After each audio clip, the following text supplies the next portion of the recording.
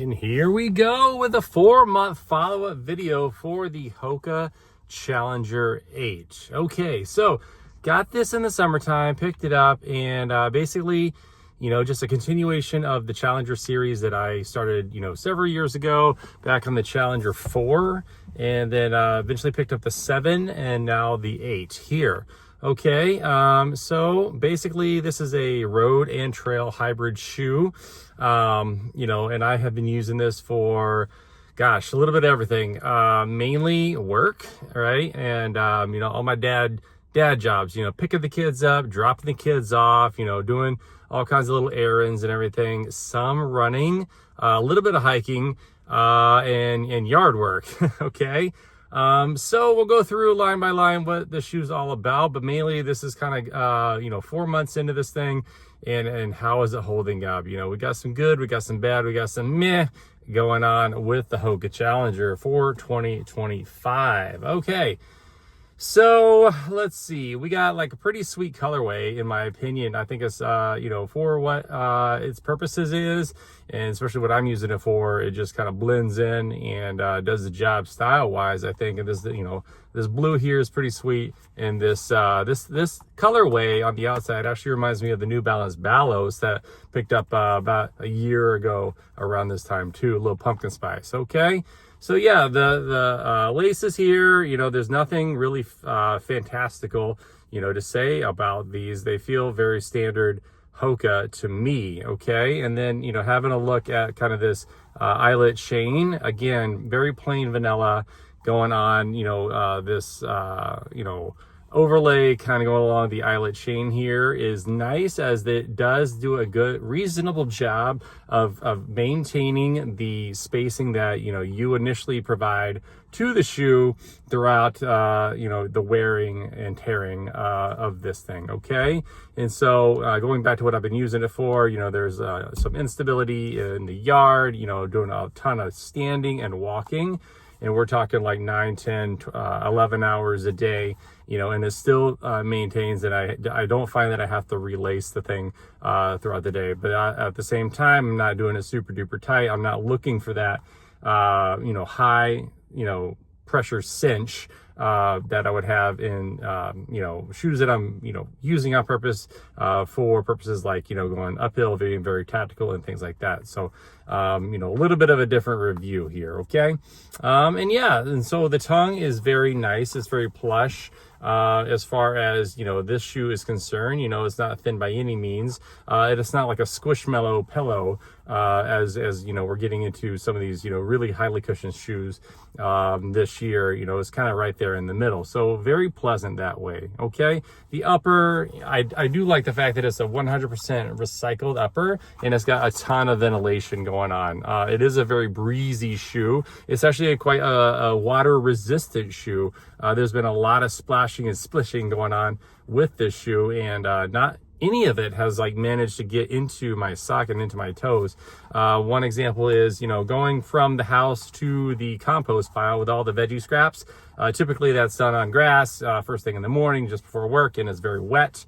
The dewy grass, and that, does not go into the shoe here. Have I submerged the shoe? No, I have not. So I can't speak to that. It does have a nice reinforced toe cap here, which is a little bit more prominent than the 7, as I recall. All right, coming into kind of this heel collar. So, kind of going back to what I'm using the shoe for, everyday use. So my mindset with something like that is something that, there's not a ton of fuss, and there's not a ton of, maintenance required. It doesn't need, I don't need a needy shoe with my lifestyle and pace. Okay. And so this actually performs very well in kind of this posterior third of the shoe with just the shape of the heel receptacle. I say receptacle because it's nice, because, you unlace the shoe. It doesn't require a ton of opening up of the upper here to get the foot in, none of that massive butterfly. But the heel here does maintain its shape as you're putting the shoe on. So the heel bone here, boom, it slips in. And I know that we're in a world of slip-ons and hands-free shoes, and that's not what this is. But it's just nice to be able to pop something on and it go. And once laced, it does a very good job in holding on. There's like minimal heel slippage. As far as like walking around and just, generalized use in that with this heel. Okay. So very, very cool, how this holds on to the foot there. Super comfortable actually, cause you can see kind of this padding that very much increases towards the back here as it touches just above the heel bone into the Achilles. And then there's a nice comfortable amount that goes on laterally immediately just above that heel bone. And that combined with that tongue there, it just makes for like a very comfortable, not over the top, heel collar. So very, very cool. And again, like things in this shoe just tend to disappear. You forget about them. And that's not always a bad thing, especially, for using it every single day. All right.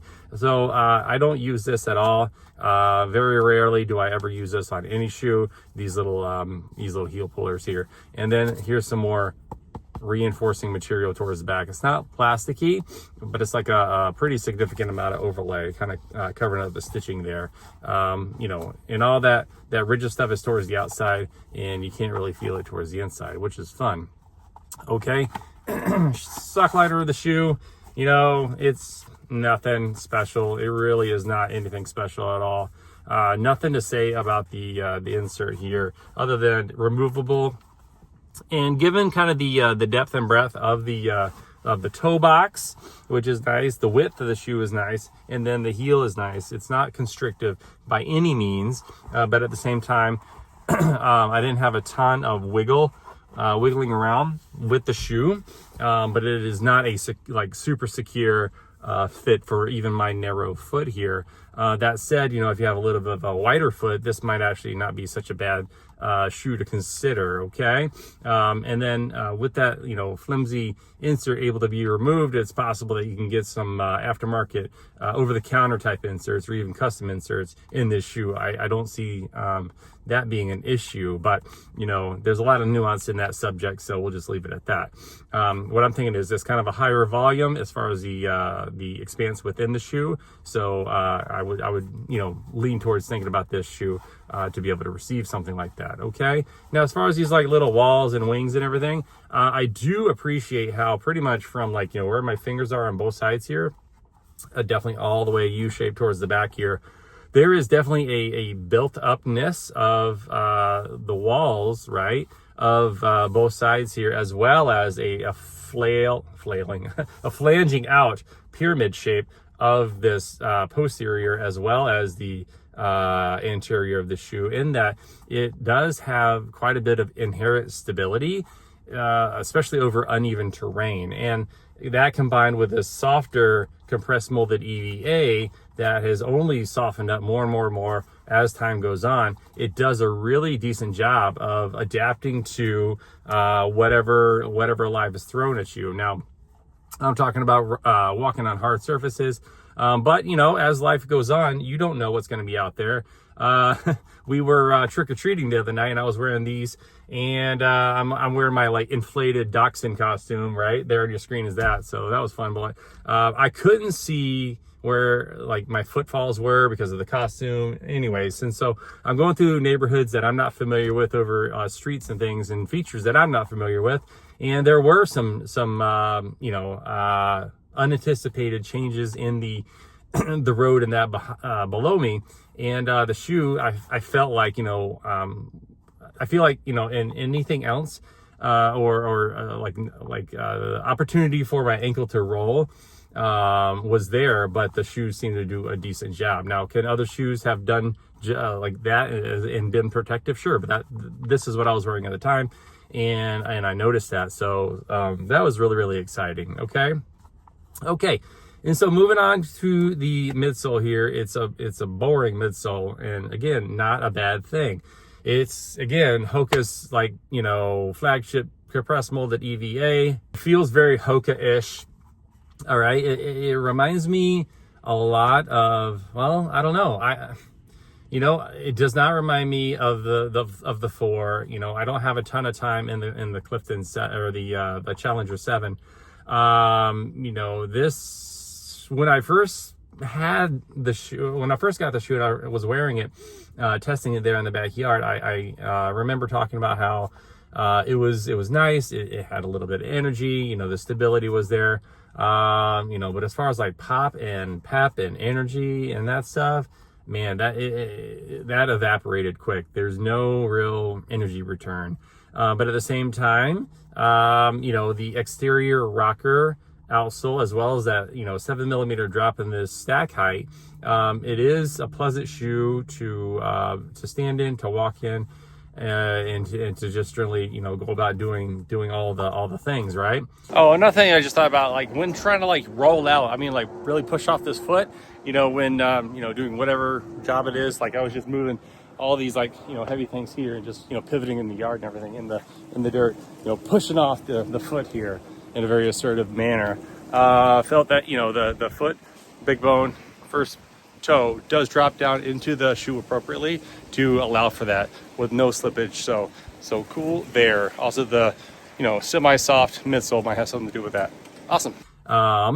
In that it doesn't seem to want to fatigue over time. It's not overly soft. It is quite, you know, cushy to the fingers, but it doesn't seem to be bottoming out. The arch, you know, support that's here, you know, doesn't deflate over time. It really maintains that that shape and overall durability of the foam. Okay.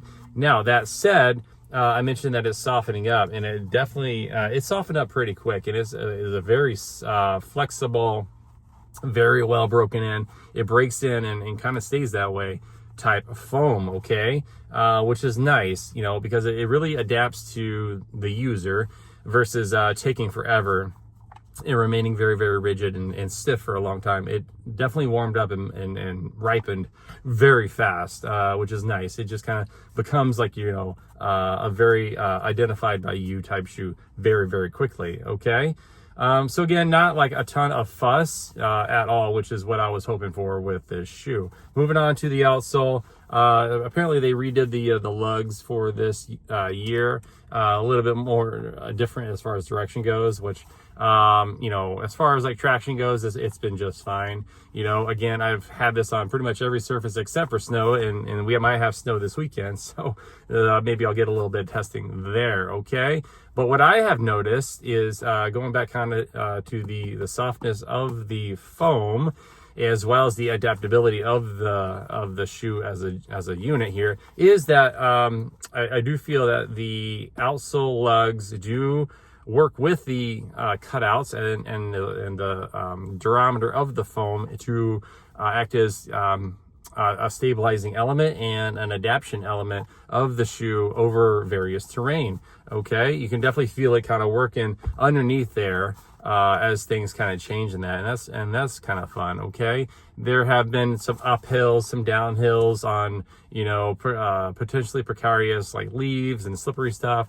Have not had any problems with that. That said, these lugs are kind of on the softer side. You can feel them moving around, so they're not rigid. They do stick to whatever they're sticking to quite nicely, but they are semi-movable, so there's a little bit of moving around.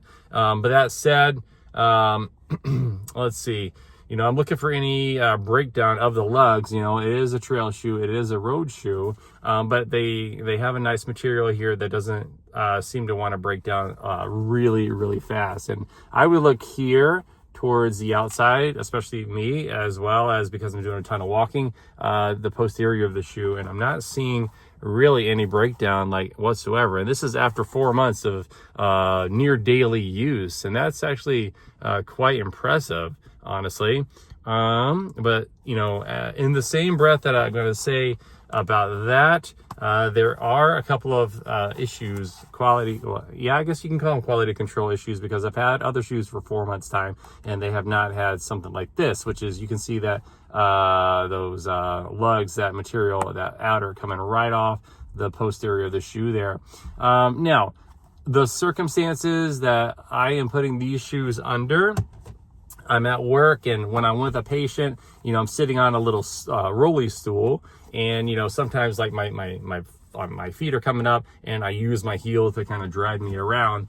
okay, in the stool there to do what I'm doing. And so, you know, it's possible that that action is a little bit more exponential for me in my situation there. And I don't know if that action would have been super replicated and consistent in a running only environment. So what I'm saying is, you know, because I'm using it for what I'm using it for, that could be the leading reason why it did what it did. And I'm not really seeing that happen any other place on the shoe. And so it's possible that if I, you know, use it for running only, as I said, that might not have happened. So it's just something I noticed and something that happened to me. So if anybody else is having problems, comment down below. But, you know, it is what it is, right? The shoe overall is still holding up just fine. And so that's pretty much it, guys. You know, it's a boring shoe. It's a plain vanilla shoe. There's not really anything super duper special going on with the Challenger 8 here. Not that it's like a bad thing. Maybe it's nice. You know, like there's, I don't think HOKA really marketed this to be a super specialized in anything. Perhaps it's just the jack of all HOKAs, right? It's able to do, it's advertised to do road and trail, and I'm telling you that it can handle life pretty good. Yeah, it's just doing just fine. There on your screen is the stack height and the weight, as well as the price of the shoe. You know, just very, very in the middle of the road as far as those specs go. Okay, but there it is. Did pretty good there, so can't really complain about the Challenger 8. Okay, well, that's what I got, everybody. Thank you so much for watching. My name is Jason. I'm a nurse practitioner in podiatry. I love talking about shoes and running and all that good stuff. Kind of my little creative outlet here. You know, my wife, she don't want to hear me talk about shoes anymore. She just rolls her eyes. All right. Okay, so feel free to subscribe and like the video. The link for the shoe will be down in the description. If you guys were to check that out, I might get a tiny little commission. So no pressure to purchase at all. Just love talking about this stuff. All right, guys, thank you so much for watching. It's fall, y'all. It's beginning of November. We're expected to have an Arctic blast and snow and all that fun stuff. So got to get home and deal with that stuff. So thank you so much. Have a wonderful day. Bye.